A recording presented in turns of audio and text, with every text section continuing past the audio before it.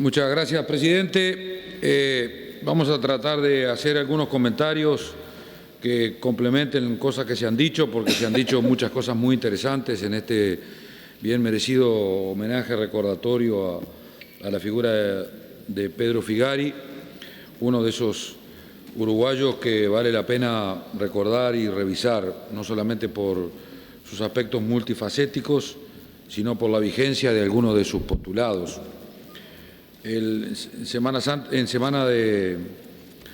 vacaciones de septiembre tuve la oportunidad de visitar el Museo Blanes, que va a llevar a uno de mis hijos, donde hay una muestra muy interesante de Figari y una secuencia histórica muy ordenada de sus cuadros.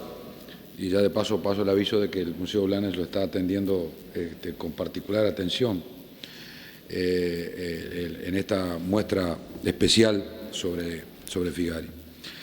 Figari vivió en una época de un Uruguay que abonaba una intelectualidad muy fuerte. Figari fue contemporáneo de Reilly, de Delmira Agustini, de Rodó, de Baferreira, de Clemente Estable, de Luis Alberto Herrera, de Rey Reisig, de Florencio Sánchez.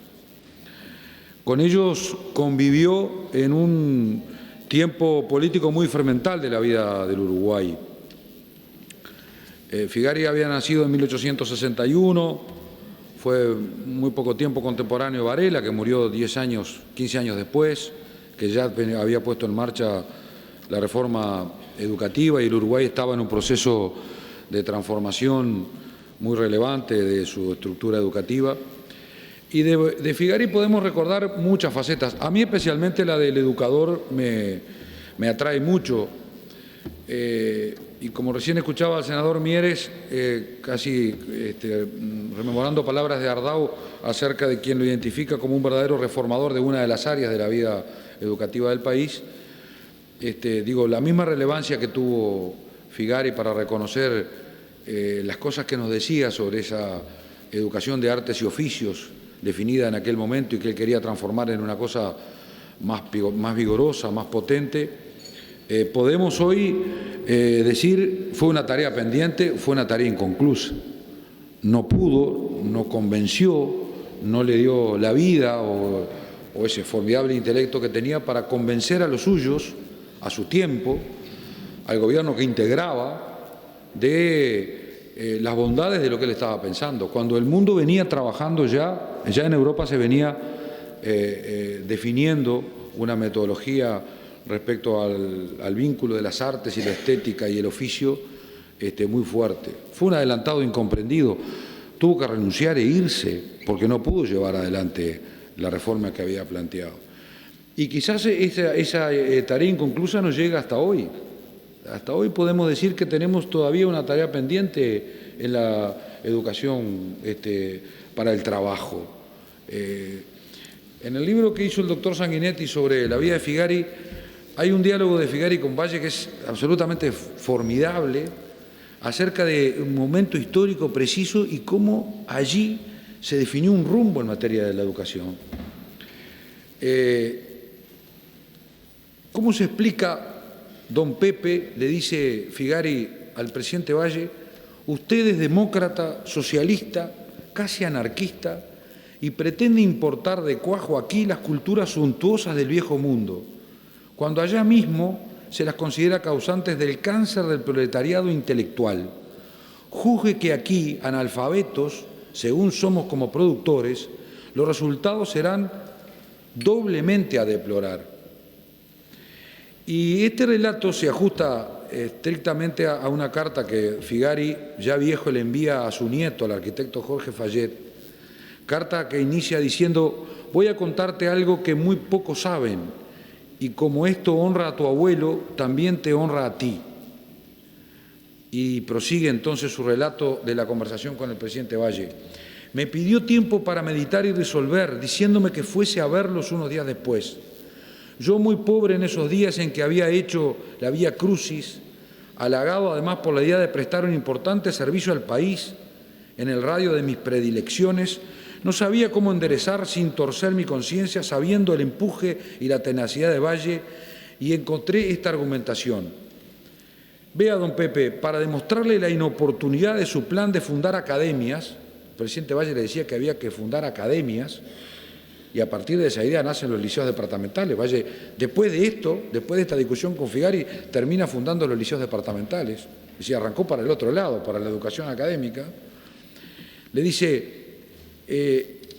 vea don Pepe, para demostrarle la inoportunidad de su plan de fundar academia, demos por admitido que ya funcionan y que han producido maravillas.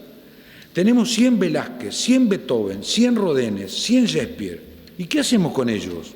¿Y qué hacen los pobrecitos aquí? Tendrían que colgarse de las higueras de puro desesperados. Y le agregué, no va a ser por cierto el resultado. Cuando se ofrezca una escuela de genios, no quedará un tonto en el país que no se apure a sacar matrícula y veremos legiones de genios incomprendidos, rezongones, malhumorados, con abultadas melenas, con sus fuertes pipas y sus calabreses terciados. No se podrá circular. Esta argumentación impresionó a Valle, que me dijo que espere, que va a reflexionar. Todavía espero su resolución, no sin tener clara conciencia de que presté un buen servicio al país. Este diálogo de Figari con Valle a mí me parece una cosa espectacular, porque en realidad, ¿qué vigencia que tiene eso cuando hoy discutimos de educación secundaria, si los gurises estudian para algo que sirva o no sirva, o cuando mezclamos de aquella época la discusión entre los hijos de los obreros tienen que ser obreros, los hijos de los trabajadores tienen que aprender solo un oficio y tienen que dedicarse a eso porque ese será su destino. Figari se peleó con algunos de mi partido. Recuerdo un debate con Carlos Roclo muy fuerte. Carlos Roclo había escrito un artículo muy contrario a las ideas de Figari y Figari le respondió con mucha calidad, por supuesto, pero no voy a hacer mención a ese debate que fue muy interesante y que marcaba una distancia del pensamiento que en aquellos primeros tiempos del siglo XX tenía mi partido respecto al trabajo educativo que Figari hacía. Figari, presidente, fue diputado por Rocha. Fue su primera legislatura en tiempos en que desde Montevideo, de alguna manera, los dirigentes políticos se proclamaban y juntaban votos en departamentos del interior, un Uruguay muy incipiente desde el punto de vista de la cultura política, pero fue diputado por Rocha. Tuvo, como mencionó acá hoy largamente el senador Bordaberry, un fuerte desafío en su vida respecto al aporte que hizo a la abolición de la pena de muerte, lo que lo transforma en uno de los precursores de los derechos humanos.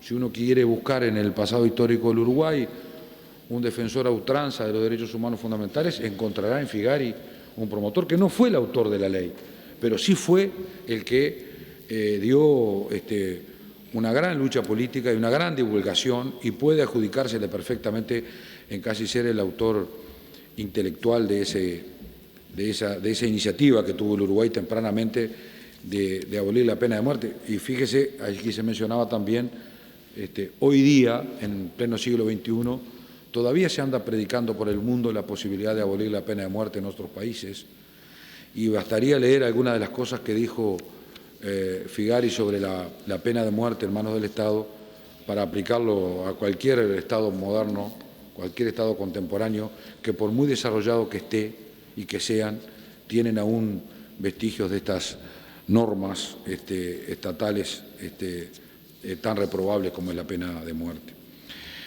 Figari avanzó sobre la filosofía y créame que ahí no lo seguí mucho porque no es una de las características que más me gusta de él, pero fue un filósofo profundo, adelantado a su tiempo y mezcló mucho lo de su filosofía con el desarrollo de su concepto sobre una educación. Y finalmente murió muy humilde, a pesar de haber sido dirigente político, senador, diputado, presidente del SODRE, integrante del Consejo de Administración, ocupó cargos relevantes en la vida política del país. Murió como un hombre humilde, viviendo de la venta de sus cuadros, a los que les costaba vender. Uno de sus últimos viajes a Buenos Aires fue para hacer unos pesos, porque estaba en situación económica muy apremiante. Y la última vez que fue a Buenos Aires vendió unos cuadros y dicen algunas crónicas que volvió muy contento a Montevideo porque había hecho algunos pesos con sus cuadros. Heredó 2.300 cuadros y empezó a pintar a los 56 años. Es decir, cuando había renunciado casi a todas sus actividades y se recluyó a la pintura.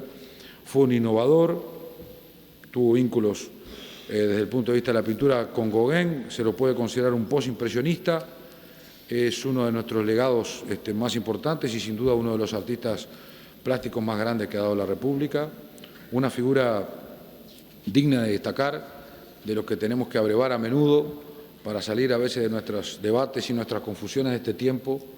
Echar una mirada a figuras como la de Figari siempre nos hace bien, porque fueron hombres no solamente con inteligencia, con dedicación, sino con una moral intachable. Era cuanto quería decir, presidente. Gracias, senador. Para continuar con el homenaje tiene la palabra el senador José Mujica.